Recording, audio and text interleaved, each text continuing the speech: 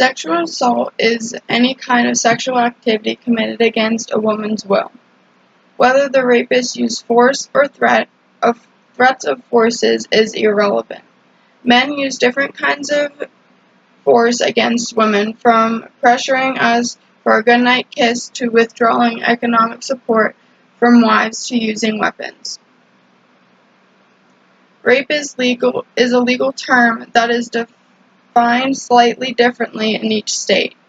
Most state defines rape in terms of penetration with the use of force and without the person's consent.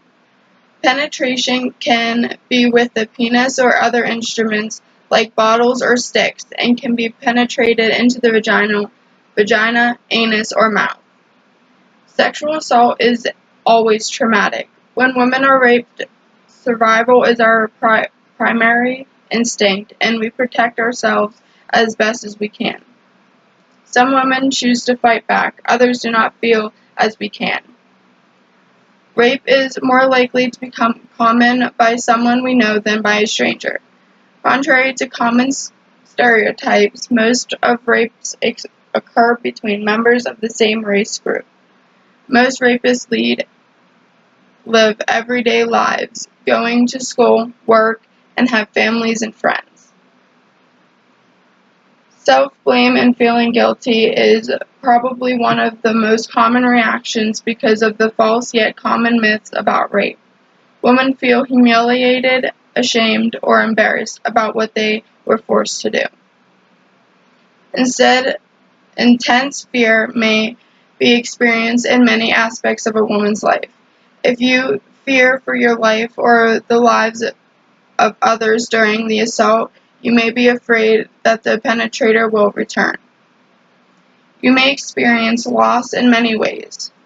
For many women, rape or abuse have many conflicted with our ideas of whom we can trust or where we are safe.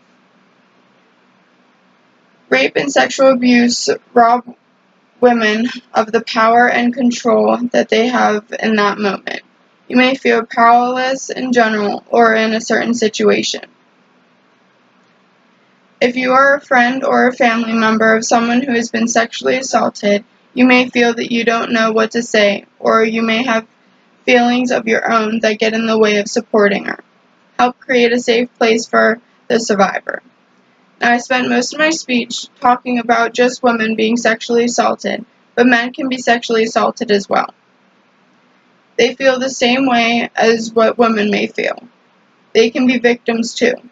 As of 1998, 2.78 million men have been victims of rape. For our society to acknowledge that men are raped, we must first recognize and acknowledge that men can be vulnerable.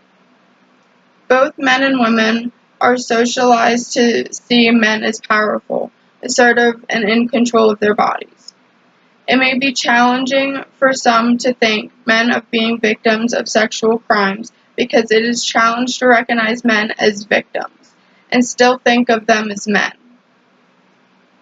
The most common time that people are sexually assaulted is when they are at a party.